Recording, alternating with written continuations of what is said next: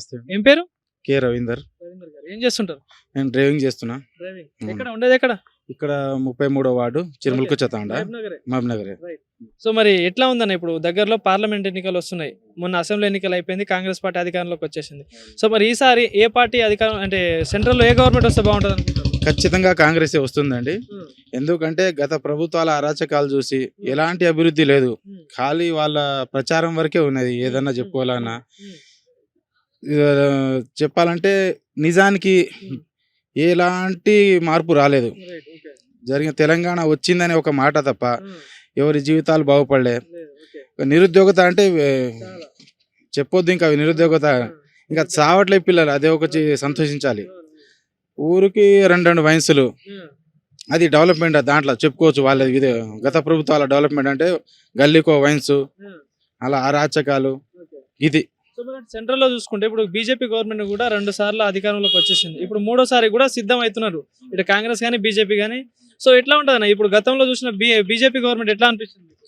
BJP ప్రభుత్వం పూర్తిగా మతతత్వతో నిండిన రాజకీయాలు చేస్తుంది. ఎప్పుడు చూసినా ఏదో ఎలక్షన్ దగ్గర వచ్చినప్పుడు గుళ్ళ పరంగా అల్లర్ల పరంగా ఆ విధంగా ముందుకెళ్తుంది తప్ప సెంటిమెంట్ ముందుకు తీసుకొని ఆ విధంగా ప్రజలని భయభ్రాంతులకు గురి చేసి అదే ఫోబియా అంటారు చూడండి, మత్తులా దింపుతారు. ఎలక్షన్ వచ్చినప్పుడు ఆ మత్తులా దించేస్తారు, మభ్యం పెట్టి ఓట్లు లాగేసుకునే ప్రయత్నం చేస్తుంది. మరి ఈసారి ఎట్లా ఉంటుంది అంటారు? మరి ఖచ్చితంగా జనాలకు అవేర్నెస్ వచ్చింది, గత ప్రభుత్వాలు ఏం చేసినాయి అనేది. ఒక సామాన్య ప్రజలకు ఎలాంటి సౌకర్యాలు కల్పించింది, ఉద్యోగం కావచ్చు, ఏదైనా కావచ్చు, ఎలాంటి ప్రయోజనం చేయలే. గత ప్రభుత్వాలు అంటే బీజేపీ సెంట్రల్లో ఏం చేయలేదు, సామాన్య మానవునికి ఏం చేసిన అనేది విషయం ఆలోచిస్తే టీఆర్ఎస్ ఏం చేయలేదు. ఇప్పుడు మహబూబ్నగర్ విషయం అనుకోండి, డెవలప్మెంట్ అంటారు, ఏం డెవలప్మెంట్ ఇది? ఒక రోడ్డు చూపిస్తున్నారు, ఒక ఏనుగొండ నుంచి ఒక రోడ్డు చూపిస్తున్నారు తప్ప గల్లీలోకి వెళ్ళి చూడండి ఏం ఉండదు ఆడ. ఒక శిలా పలకాలు గల్లీకి ఒక 10 ఉంటాయి, ఇది చేసినామని మాట ఉంటుంది తప్ప రియాలిటీగా ఏం ఉండదు ఆడ.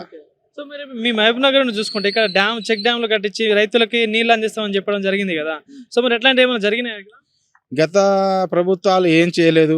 అంతకుముందు కాంగ్రెస్ చేసిన ప్రాజెక్టులు ఏదైతే ఉన్నాయో అవి అక్కడే ఉన్నాయి. ఈయన టీఆర్ఎస్ వచ్చినప్పటి నుంచి అక్కడే చేసుకున్నారు తప్ప డెవలప్మెంట్ వాళ్ళ కాన్స్టిట్యున్సీలో అక్కడక్కడే జరిగినాయి తప్ప ఇక్కడ అనేది వాటర్ అనేది ఎలాంటి సోర్స్ లేదు. పైగా తెలంగాణ వచ్చింది ఒక మా మహబూబ్నగర్ స్పెషల్ ఉంటుంది ఏంటంటే ఆకలికి ఇక్కడే ఫస్ట్, లేబర్కి ఇదే ఫస్ట్. మహబూబ్నగర్ లేబర్ సప్లైకి అంటే మహబూబ్నగర్ ఫస్ట్, దానికి పేరు పెట్టి అక్కడ వేరే కాన్స్టిట్యున్సీ అక్కడ సిద్దిపేట, అక్కడ సిరిసిల్ల అక్కడ డెవలప్మెంట్ చేసుకున్నారు. కానీ మా మహబూబ్నగర్ ఇట్లే ఉంది, మా నిరుద్యోగత అట్లేదు. నేను డిగ్రీ చదువుకున్నా, బైఫర్కేషన్ నిరుద్యోగం వచ్చింది ఏమీ రాలేదు.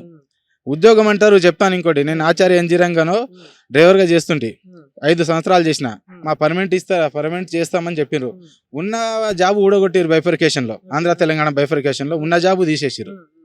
ఇంకా దాని గురించి మాట్లాడే చెప్పొద్దు. ఇంకా ఉద్యోగాలు అంటారా, ఉద్యోగాలు అసలు మాట్లాడొద్దు ఇక గత ప్రభుత్వాలు. సో మరి ఇప్పుడు మహబూబ్నగర్ చూసుకుంటే ఇక్కడ ఎట్లా ఉంటుంది అన్న ఈ పార్టీల పరంగా పోటీ కానీ గెలిపే వరకు ఉంటుంది? ఇక్కడ గెలుపు ఖచ్చితంగా కాంగ్రెస్కి ఉంటుందండి. మీరు చూశారు శాసనసభ ఎన్నికల్లో, ఎందుకంటే అత్యధిక మెజార్టీ ఇచ్చారు. ప్రజలు మార్పు కోరుకున్నారు. ఎందుకంటే గత 10 సంవత్సరాల నుంచి ఏం జరిగిందో అందరికీ తెలుసు, ఎవరికి మభ్య పెట్టాల్సిన అవసరం లేదు. జనాలు ఆలోచించి అందరు ఏం చేయాలో అదే చేశారు. Thank you.